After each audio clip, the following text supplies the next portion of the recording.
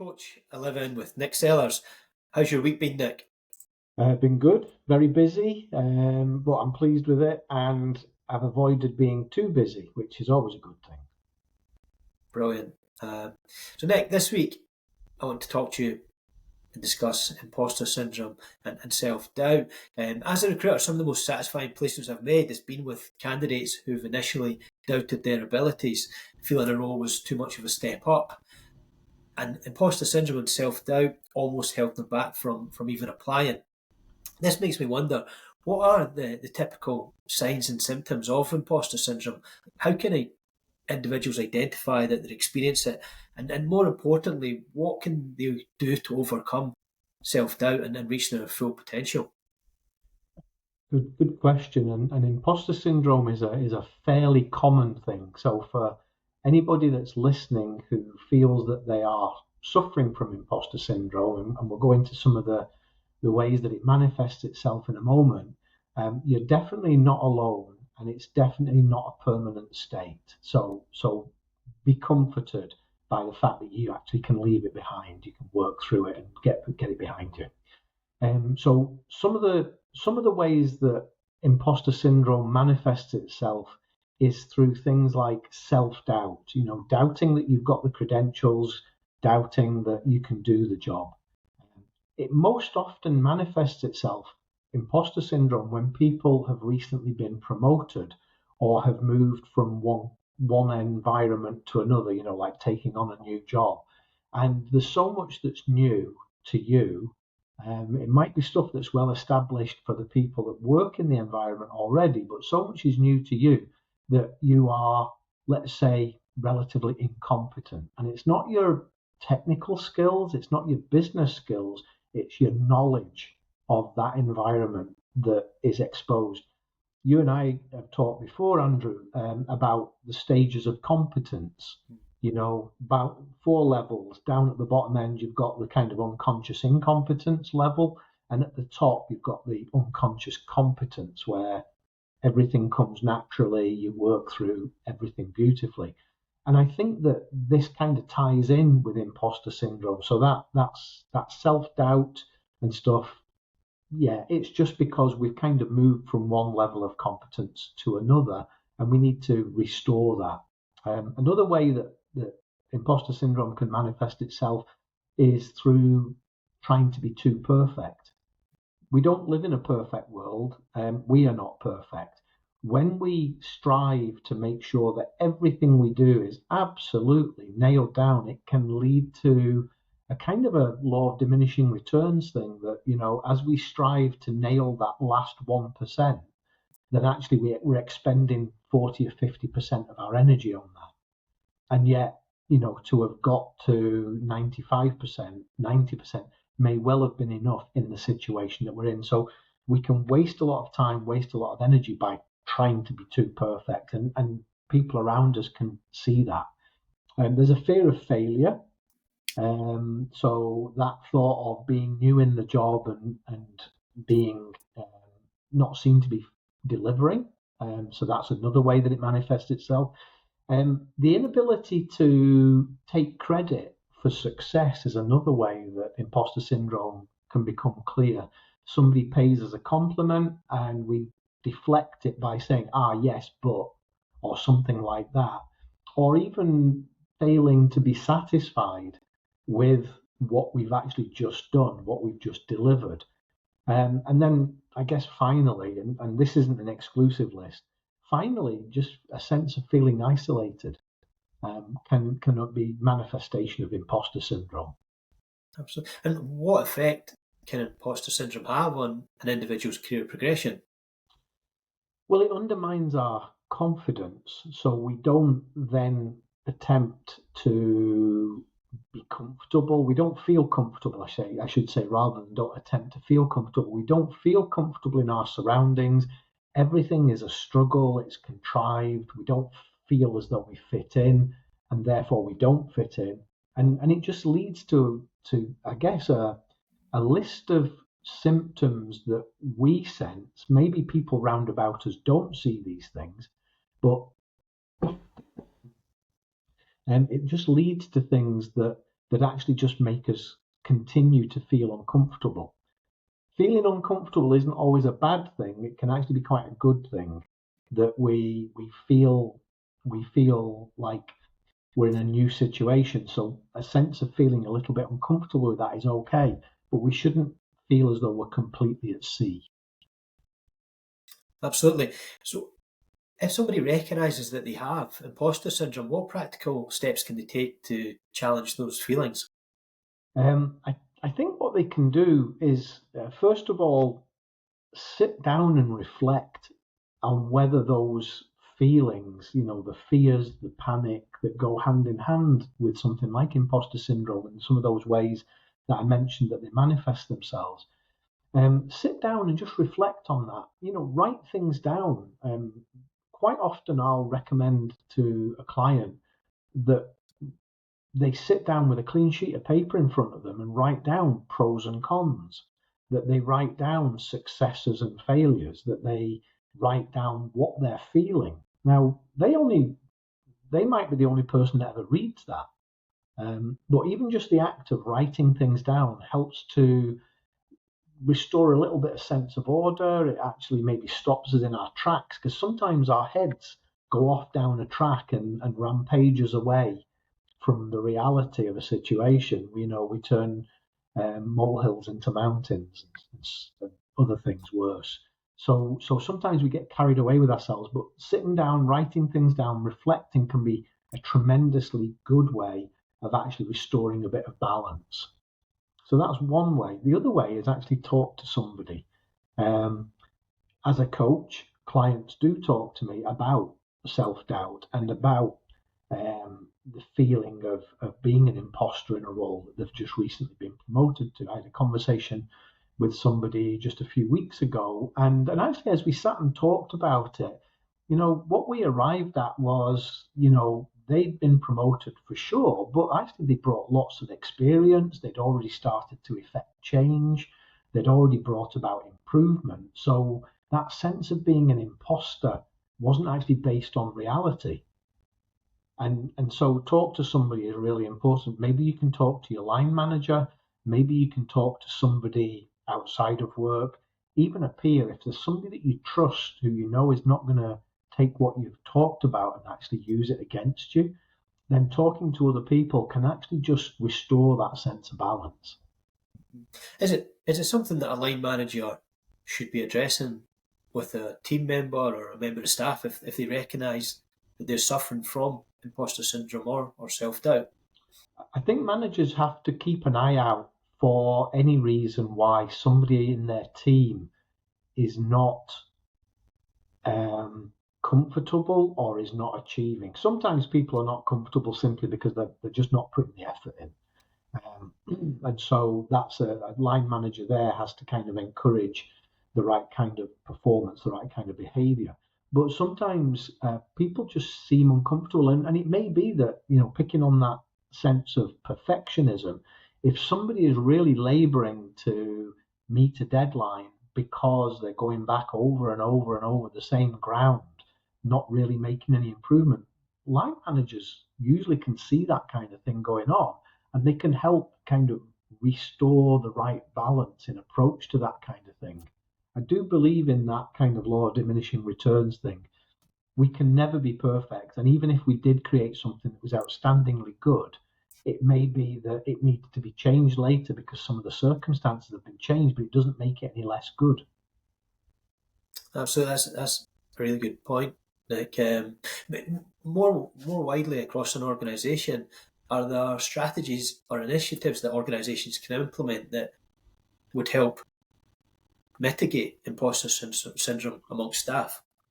Yeah, I think a lot of companies do this already, but having training programs, development programs in place for people in the organization at any level is a good way of building knowledge, building skills, that kind of thing. But sitting alongside that, there needs to be the availability of help, because something like imposter syndrome can just impose itself on you without warning. So there's always the need for the development of the team, at any level. But there also, I think, needs to be that kind of culture in the business where help is available. I'm not talking about being, what's the word? Sorry, I'm hesitating here because I'm struggling to find the right word. We can't wrap everything in cotton wool. There are some realities in life that need to be faced. So if there has been something that's been missed that ought not to have been missed, it has to be addressed. But when we're talking about things that are unrealistic, and that's usually the foundation for imposter syndrome or the manifestation of it, then those are things that need to be talked through in a helpful environment and the balance restored. I think I've used that expression balance restored a lot, but I think that's what it is. Restoring the right kind of balance, the right kind of view of things, moving somebody away from a kind of a hopeless, unrealistic place to one where there's more normality and a balance of expectation. Yeah. What's the opposite of imposter syndrome? I think we've all worked with people, Nick, over the years, and you get people who are full of self-doubt, and you get people at the other end of the scale who are full of I confidence. think I would probably take you back to that kind of unconscious incompetence, that lowest level of the four stages of competence thing, that where somebody is just not performing but is blissfully unaware of it, that seems to be where we get things like arrogance, overconfidence coming in, and leads to failure to deliver something that's adequate, appropriate for the business, failure to meet deadlines, that kind of thing. So I think the opposite of imposter syndrome probably is actually somebody who's just kind of blissfully aware, or blissfully unaware of the fact that they're just not meeting the needs of the job. In that regard, quite a common area, I think, where self-doubt starts to creep in. And again, organisations are better at this these days because they have like 6 monthly annual appraisals, but just not getting that feedback from a manager. So people start to either become overly confident or self-doubt creeps in. And I think probably for most people, self-doubt begins to creep in when they're not getting regular feedback from their manager. So I think that can be a bit of a trigger Yeah, for absolutely. And here's the challenge of having those 6 monthly performance reviews. Okay, it puts in place a structure which is good. Structure's good, but it maybe forces managers to follow a certain pattern of things, which maybe doesn't always feel comfortable to them. I've worked in a situation where we had a performance review platform, but for the kind of work I was doing and my team was doing, the way that it was structured wasn't really appropriate. And so it made it a really uncomfortable thing. It can be uncomfortable when a line manager doesn't provide any form of feedback to their team during the period between the 6 month reviews and then has to tell them that, the individuals that actually you're not really doing very well. There's more that you can do. I'm disappointed with your performance. That would have been a lot easier if it was being fed to each person in the team in bite-sized chunks throughout the 6 months. And then actually the 6 month review just becomes a formality, just a wrapping up of everything that's already been talked about. Take some of the difficulty out of it. Yeah, I think it's a really good point you're making, Nick. I know people personally who've worked for one manager and been full of self-doubt and uncertainty, and then they've worked for another manager. I'm sure the performance hasn't increased or decreased. They just feel a lot more satisfied in the role because they're getting that regular feedback Yeah. and support from the manager. So I think it's such an important thing for the well-being and like retention of staff ultimately, because if it becomes a real issue, I think when self-doubt really creeps in, and I speak to people fairly regularly who are in this position, then they're likely to leave that situation and go and look for a new position. Yeah. Every line manager really needs to be a coach. So as a coach, I am an independent, objective observer and work with clients to overcome things like imposter syndrome. But every line manager needs to a degree to be a coach. And if I can kind of just outline to you some of the things I've just talked about, are the sorts of things that I would say that every manager, every executive coach needs to work with the person that they're talking to deal with. So, one of the first things is actually building an adequate level of self-awareness, because imposter syndrome feeds off a lack of self-awareness, and that'll be things like recognizing when you're in a negative place and you can do something about it. Maybe taking on board some of the techniques I've talked about to actually deal with that. Then there's like the ability to, or rather, not the ability, but taking on board skills development. So for somebody who's a leader of a team, to be a better leader, for somebody who's a great person, maybe they can strengthen their technical skills so that sense of not being adequate diminishes because they become more competent through training. Setting realistic goals. Sometimes, folks just take on too much. And we all know that when we've got too much to do and not enough time to do it, it's either going to be the quality that suffers or it's going to be the deadline that suffers. And worst of all, it's the person that suffers, that subject of burnout that we talked about recently. So that's all to be avoided. So setting realistic goals is a really important part of this. And then the other thing, kind of encouraging people to become resilient. I think resilience is something that we can actually, it's a muscle we can strengthen. That ability to withstand pressure, that ability to deal with an adversity like negative feedback that comes to us and things like that. We don't have to curl up in a ball in the corner of the room. We can actually take it on board, think about it, and then figure out what we're going to do about it. So, failure turns into feedback that way.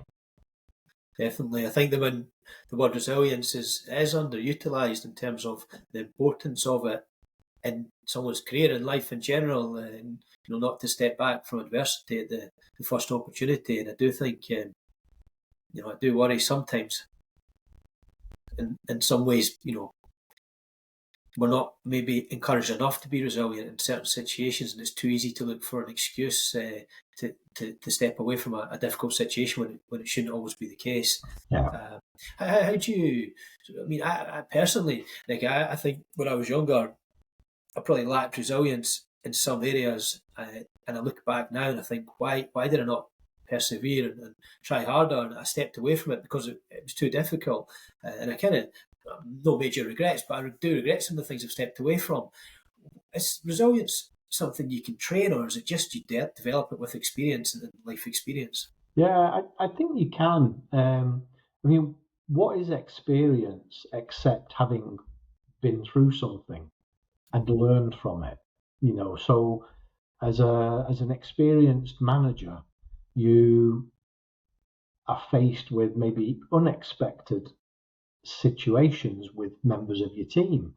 But they arise, they occur, you deal with them. You may not deal with them very successfully, but you gain experience from that. And so the next time it arises, if it does arise again, what happens is that you are already somewhat prepared for how best to deal with that. I think I shared with you, somebody said once that we don't learn from experience, we learn from reflecting on our experiences. And that is so important that we actually take on board what happened, why it happened, how we dealt with it, the success of how we dealt with it, so that when it comes up again, we know better. Yeah, that's such a good. And going back to what you talked there about resilience, about keeping going with things, I think to a degree, this is not about just toughing things out. I think to a degree, this is about recognizing that life is not always going to be peachy. And so the test of our resilience is just how much do we want the outcome? How much do we value the outcome that we're striving for? Now, when we're young, we don't really know what we're doing. And maybe we don't know what the long-term goal is. But as we kind of go along, things start to fit into place. So I think resilience hopefully it becomes easier because we become more practiced at dealing with some of those adversities and we have a clearer idea of what our goal is. Mm-hmm. I think one of the things that can happen earlier on in your career is maybe you think you don't want something, but you do want it. It's just it's too hard and you don't feel you can achieve it. So it's easier just to give up and step away from it. And that's where I think resilience during those periods is really important. But just on the flip side of that, can you be over resilient? Because, you can be, if you could be blinkered to opportunity if you were just too resilient on one path. Yeah, it's a bit like somebody being bulletproof, isn't it? Having that really hard outer shell. And resilience isn't really that.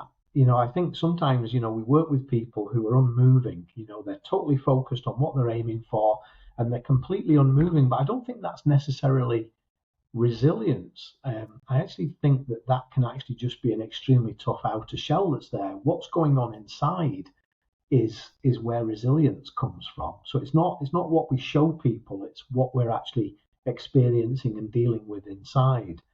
And I think setting realistic goals can actually be a part of becoming more resilient. And I think also being prepared to see things from other perspectives is another aspect of resilience. And that's where having a support network around you of people, whether they're relatives and friends or whether they're professionals, a support network of people around you who can offer you perspectives other than the one you've currently got. And it may be that that's a good way of actually, kind of starting to build out that resilience to be able to look at any situation from more than one perspective. Absolutely. It's a really good point, Nick. And one that we're going to hopefully address in our next in our coaching session that we're having later on is exactly, you don't know this, but it's exactly the point I'd like to address with you. So, yeah, a very interesting topic, and I'm going to bend your ear on it more later on, I think. But I agree with you, getting multiple perspectives from people that you trust and you value their opinion and their counsel, so important. I think very easy, when you're in a leadership position to become, very blinkered, but also to gain a lot of self-doubt. And I think just gaining a couple of perspectives can get you right back on the right path. And not having that can be incredibly damaging to your career. For Yeah. me, actually, this conversation we're having is extremely timely. You think about the Olympics going on just now, and you think about these folks that are performing and they're right at the top of their game. They wouldn't have made it to the Olympics, even to come eighth in a race. They wouldn't have made it there without being able. They've trained hard, they've had the support from people. But then when it comes down to the actual event, something like a 100-meter sprint takes less than 10 seconds, and for those 10 seconds, they're completely on view and everybody can see when the finish line is reached just exactly where they came in the race. Now, um, I think it's important that there is a kind of an inner toughness, an inner resilience, something that's mental. There's a man called Timothy Galway who was really the father of business coaching. And actually, he was a tennis coach and he wrote a book called The Inner Game. And he worked with sportsmen. And this is the reason why I think a lot of senior sportsmen, leading sportsmen and women have coaches. It's not because they need to learn better technical skills, it's because they need somebody working with them who helps to get their head squared up. Because very often the mind games that are played in the middle of a game of tennis or anything else are the thing that are the difference between winning and losing and how we deal with those mind games. Mm-hmm. So the same applies in business as well. There's stuff going on all the time, and actually it's our mindset that will be the difference between succeeding and failing, between overcoming and succumbing. Absolutely. I couldn't agree more. An observation I have, Nick, and you've maybe seen this before, is people in younger life, so at school, for example, people who really excel at sport or excel in education, they don't necessarily go on to achieve what you'd expect to achieve. And I think one of the big reasons for that is that they don't develop a resilience early in life because they've been able to achieve things through lack of effort and lack of work that other people haven't. So when it goes, into the next stage, university, to work, or the next stage in athletics, for example, they don't have that resilience to push through in a way that somebody who was maybe behind them on the curve when they were younger has developed that resilience, which stands them in good stead in later life. I think that's right. And I think part of the job of the coach is actually making sure that resilience, that it's not just, sport is not just about technical skills. It's not just about agility. It's not just about, the kind of the things that everybody sees on the pitch or on the court. And it's the same in business as well. The job of the coach is to make sure that whatever is going through the mind of the person that's, let's call them the celebrity, is actually taking them in the direction that their technical skills, their abilities, their agilities allow them. Mm-hmm. And so many business leaders have coaches. It's not because they lack the ability to lead. It's because they actually want to strengthen that ability to make it even better than it already is. So famous people, Steve Jobs, used to head up Apple. He had a business coach, and I would guarantee pretty much that there are many people in senior leadership positions who have a leader, have a coach. Yeah, no, I'd agree. I think it's almost essential. I think, I feel it may not be essential, but you make you have a much easier ride, I believe, if you've got, someone or people by your side who can help as a sounding board and help give counsel. Yeah. Novak Djokovic, probably the greatest tennis player of all time. At least he's tying, I think, with Roger Federer for the most number of Grand Slams won. And I'm sure he has a coach.